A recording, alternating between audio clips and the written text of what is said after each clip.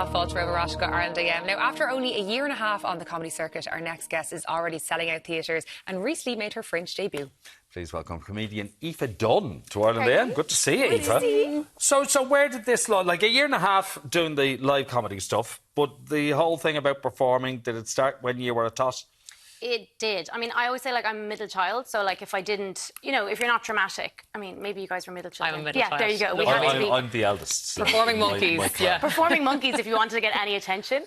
And so that's what that was about. Yeah. So, but then I remember I actually have an origin story. Like, I remember when I was 7 and we were, like, practicing for the communion.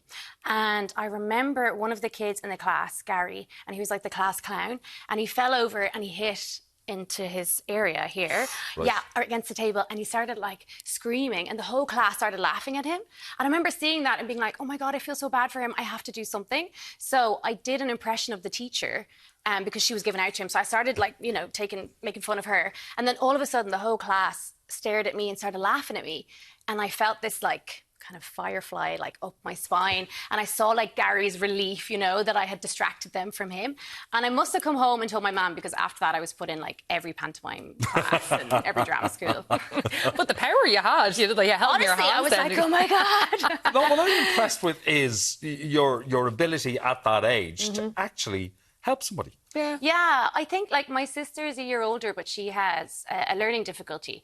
So I think from, like, a young age, I kind of understood that you kind of have to watch out for people. And that, like, also laughter can be used as something to sort of help people as well. Absolutely, yeah, it could be medicinal. Yeah. So you were just 14 when you got your first starring role. Yes. How did your portrayal of Dorothy turn out? So I remember, because we take it so seriously in our school, so it was like the musical The Whole Town Goes, and Dorothy felt so perfect for me. But we had to do this kind of like X Factor style of like who gets the part, and it was between me and Sarah Jane. And I wanted it so badly because, like, I was from like a single parent family, and we were just like a little poorer, and I was like, oh my God, this is my moment. And then I finally got the part, and I was delighted. And then a few weeks into rehearsals, my arches on my feet fell. So I don't know if you knew that can actually happen. Oh, yeah, I'm 5'1", and God decided I should be shorter. So all of a sudden I just like dropped an inch. But like, it was really painful. So the music teacher was like, I'm so sorry. I think we'll have to like train up your understudy. And I was like, no. And so I went home completely devastated. And then my mom, I don't know what she did, but she drove around to all these secondhand shops and found me one of those granny shoes that are really supportive of the arches. And she came in with these ugly shoes. I was like, Mom, they won't work. So she went away, painted them red, put glitter on them, put them on my feet, strapped them around my feet. And I kind of stood up and I was like, oh, I can actually walk and it's not too painful. And I remember I said, Mom, drive me to the community centre. And we went to the community centre, and I flung the doors open, and I must look like some deranged Jesus, just like... And I saw Sarah Jane at the piano. I was like, not Sarah Jane. Yes, I was like, get away. This part is mine. I was still in a good deal of pain, but I pretended I wasn't. I was just like... Okay. Did you click your heels 3 times? I did click my heels 3 times. And it worked. Yeah, it worked. because look at you now. Yeah. Okay. Your show, Good Grief. Yes. That's what's going on right now. Yes. And you're touring with it. We're going to be talking about dates in a little while. But it actually comes from a really, really sad place. Yes. And an occurrence in your life when you were in Bolivia. Tell us about this. So when I was 23, I went backpacking around South America, as we always do when we're Irish, to figure out our life. But I kind of knew what I was going to do. I was like, okay, I'm going to come back, I'm going to study human rights, but I'm going to keep with my acting dream as well. And I had my whole life planned out. I just needed to take a little gap year. And I said goodbye to my mom in September, and I headed off with my friend, and we travelled around Argentina. And then December 5th, we were about an hour from the Bolivia border, and I had one of those old burner phones because there was no smartphones in 2010. And so I was waiting for Mum to ring because I'd sent her an email the night before being like, please ring me because when I get across the Bolivia border, you won't be able to contact me for like a week. So I kept staring at the phone, and then we were getting closer and closer. I was like, God, I hope she calls. And then the phone rang, and I picked it up, and I was like, Mummy, because she was the only one that had my number. And I heard this man's voice on the other side, and it was my mum's friend. But I knew, like, something. What's he doing with the phone? Yeah, and my heart, I remember saying, like, it sunk so quick and so fast. I thought I heard it, like, hit the floor of the bus. And I didn't speak, actually, for a second. And I heard him just sort of usher the words along, like, your mom's died suddenly. We're so sorry.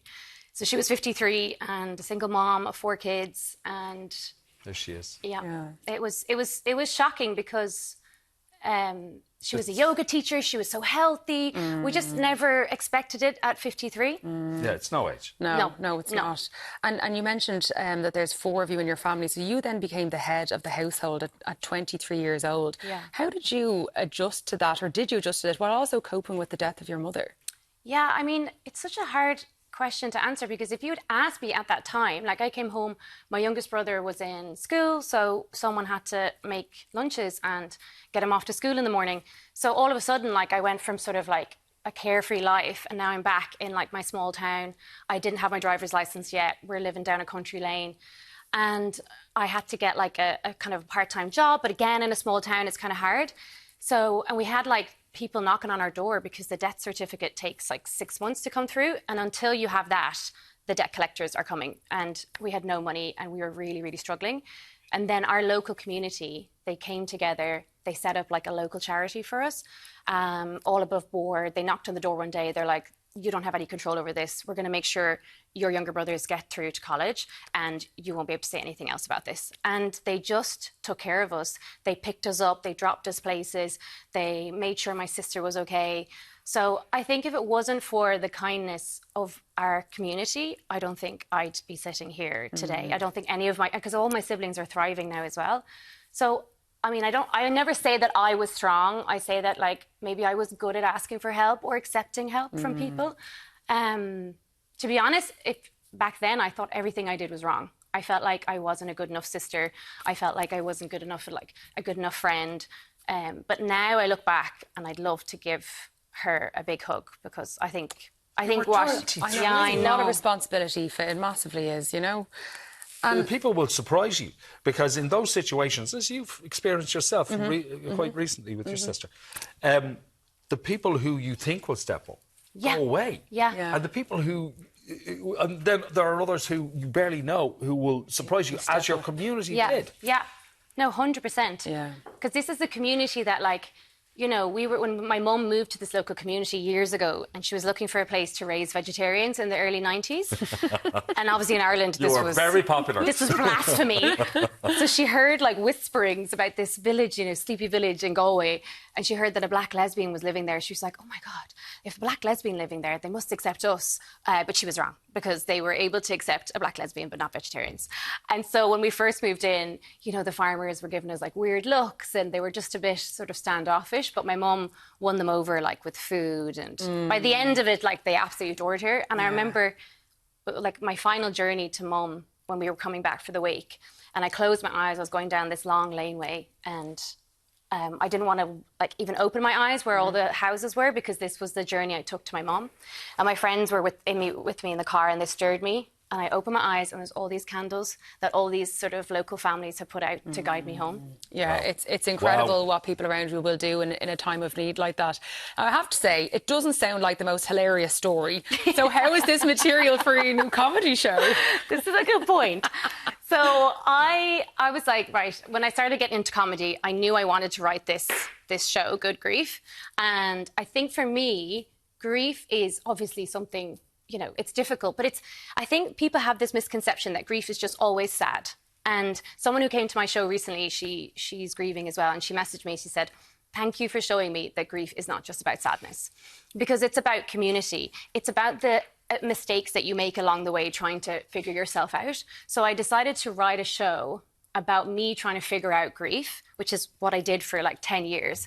And ultimately, you know, all I've learned from the last 10 years, I kept trying to find this big answer, like, where is it? What is the meaning of life? How am I supposed to deal with this? I keep feeling like I'm doing everything wrong. But in the end, I figured out that the path I'm on is exactly the path I was supposed to be on. That the people, my friends, my community, even the mistakes I made are so funny. Like, you know, I had an affair with a runaway preacher from California. Like, at the time... I was like, oh my God. But then like now I'm like, this is a great story. I had an ex who broke up with me, you know, and he wrote horrible things on the wall, but he put them on Post-its, you know, so I get my deposit back. So there's like, so there's all these like terrible things that happen that when I look back, I'm like, it's actually just life. And life is actually hilarious. You don't need to like have these gags and these like quick jokes, because if you just really zoom in on life, the absurdity of life is so funny. Yeah. Even my mum's funeral, it was like, honestly, my friends, like when they came out of the funeral, they were like, Aoife, that was one of the funniest funerals we've ever been to. And I was like, no, I know, that was hilarious. Like my mum's yoga group, they thought it would be a really good idea. So they came and they didn't tell us. And we were carrying Mom's coffin out the door of the house to take it to the hearse. And we were really somber and like, you know, carrying her coffin. And then we opened the door and my friend was there and she's like, I'm so sorry, this wasn't me. And all my mum's friends are doing Warrior 2 pose as a guard of honor as we're carrying my mom's coffin. And the worst thing is like, they're taking it so seriously. And like, imagine all the farmers like looking in being like, this is what happens when you let vegetarians into the village. Yeah, they're vegetarians, what can we tell you? And then we felt the coffin go and I was like, no. And I look back and my brothers are laughing. And now I'm laughing and we're laughing, carrying our mother's coffin to this. So, and this was just the beginning. Thank God it wasn't the downward dog. Just be thankful that it was Warrior, not downward dog. Absolutely. Can you tell us the story from Brazil? Is it the Ayahuasca? The ayahuasca. Yeah. What happened? So the ayahuasca was the kind of final part of my, let's say, my healing journey. So I turned 35 and I had just been in therapy for a year and I was finally kind of connecting with my grief. And so I texted all my friends, because it was going to be really expensive, to go to Brazil to do this plant medicine, but it's supposed to bring you deep healing. It's not fun. I would never recommend it to anybody. And then I texted all my friends. I said, hey, I'm going to be doing this thing for myself. I've been to every wedding, every baby shower, every first birthday of your children, every new home. You've never had to do that for me. So here's my revolute and just give me what you can. Just remember all the gifts. And then I got my trip paid for I like to do this ayahuasca in Brazil, which is amazing. But I was like, okay, I'm in my healing journey. And I was like, you know, so connected. So I was like, this is going to be beautiful. And then I arrived to the airport and Air France lost my luggage. So, and I put nothing in my bag. And I'm about to go to the jungle for a whole week with nothing. And then I arrived to the arrivals hall and the shaman, the spiritual guide, he comes to collect me. And we start to drive away and I'm like, oh my God, I've no knickers. Like I can't do this without knickers. And so I was like, how do I talk to a shaman about knickers? I was like, excuse me. And he was like, yes. I was like, I need knickers. He was like, what is knickers? I was like, underwear. He's like, don't worry, we can stop at the last shop, like in the shopping mall. So me and the spiritual guide, I was so mortified. We walk into this shop and it's just like underwear everywhere. And these two women are there and they speak to him Portuguese. And then he looks at me and goes, they want to know your butt size. Because in Brazil, there's such a thing as butt sizes. I was like, I don't know my butt size. I don't know if we... And he made me turn around. So in front of the two women and the spiritual guide, I had to stand there. And while they decided together what my butt size was, wow. I was like, this is not the beginning of my cool spiritual journey that I had. It's enlightening. It's enlightening anyway. Definitely no healing there. They weren't out with the tape. Literally. Oh, they were? No, yes. That's confronting. No, it was so embarrassing. I was like Bridget Jones does ayahuasca, honestly. God. Yeah. Well, so it's just these moments that I blow up in the show to show you like how absurd everything you try to do is. Well, you have so many stories, Aoife. Yeah, thank you so much. Great to meet you. Yeah, I recently went through a bereavement myself, and I just want to say thank you for saying that it's okay to laugh because it's a normal part of it. You know, you can't be sad all the time. Thank you so much for joining us. Thank you so much. Aoife's show, Good Grief, is going on tour this summer. Tickets are on sale now for shows in Dublin's Ambassador Theatre, Cork, Cyprus Avenue, and the Limelight in Belfast. She's also going to be in Galway too. Elaine, what's up next? Well, after the break, Lisa is dishing up the perfect warm weather treat with her caramelised onion quiche. Can't wait for that. That's in just a few minutes. See you then.